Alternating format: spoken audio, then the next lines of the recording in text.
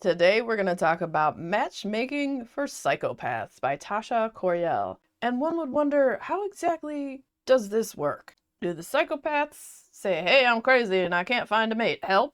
No, that's not how it works. So, there's a matchmaking company, and what they do is they basically have kind of like a psychological profile that you fill out, and it has a lot of things that, like, if you hit these marks, you are a psychopath. And those clients go to our main character, Lexi. And Lexi, as you come to the story, she has had a weird upbringing where she changed her last name because her parents were actually two serial killers who were put away, and she was a child and she was neglected and has all these past issues and trauma. And could she possibly also be a psychopath herself? And that's how she does her job so well in being able to match psychopaths. So you come to the story, it's her birthday, and on her birthday, her milquetoast boring doctor fiance, Noah, and her best friend Molly decided to break it to her that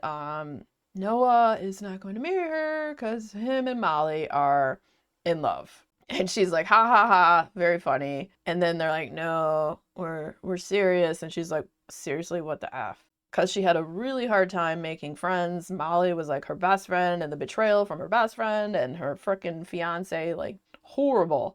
And so she's in denial for a while. And then that day she goes out and she gets drunk and she, like, meets this really handsome stranger, and they kind of hit it off. But she's like, this is just a nothing. And they don't sleep together or anything. But she tells him some secrets and he tells her some secrets. But she was really drunk, so she didn't really quite remember them at the time. Anyways, she goes back to her job and, gets some new clients and their profiles and meets one of them that's this woman, Rebecca, that she, like, really likes and has this, like, instant, like, almost friend chemistry with. And she's like, oh my God, I need to hang out with this woman. She starts to make friendship with her, which is really dumb because you're not supposed to do that with your clients and whatnot. And then the handsome random stranger that she told all her deep dark secrets to shows up as a client at her job as well. And so she starts talking with him outside of work, which is also a big no-no and whatnot. And then all of a sudden, like a week later, Molly is at her door knocking. And she's like, where's Noah? And she's like, well, I don't know where Noah is. He already disappeared. You already lost track of him. That's how fast your relationship went away. Whatever, dude.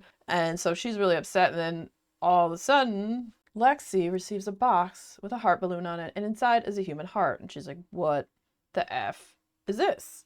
And then she starts to get more pieces of what might just be her fiance Noah in a box. And so goes our story. And it's almost like a part mystery too. Now, did I like this book? I found it highly entertaining. I didn't dislike it and I did not love it.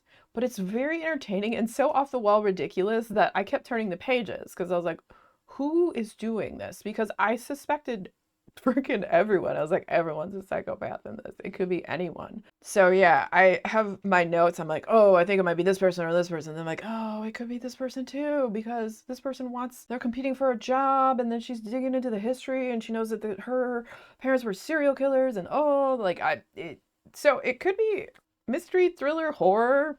It's pretty effed up. The ending is effed up too. And if you want a highly ridiculous, entertaining read, Matchmaking for Psychopaths is very entertaining. The characters are super messed up. Everyone seems very selfish and sadistic and murderous. And then you get, like, some of the relationship with Lexi and her mother, because her mom's in jail because her mother was a murderer. And so their relationship is kind of effed up. And, like, you get too into some of Lexi's psychology, like why she wanted to marry Noah, because Noah was pretty normal. He never really dug too much into her past, like never really asked about her parents, so didn't know who her parents were, and she didn't really want to, like, tell anyone who her parents were. Like, how do you start that conversation? Oh yeah, my parents are famous serial killers. Cool.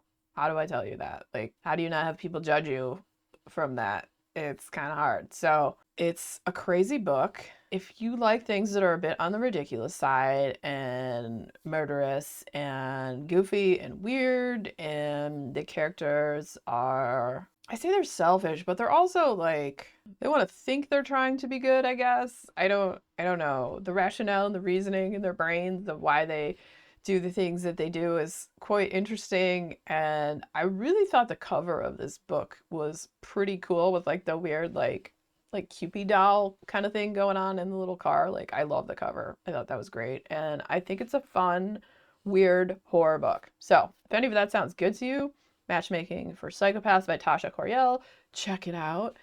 And if you enjoyed hanging out today, hit that subscribe button, come back, see me again, and we'll talk about more bookish things and weird stuff.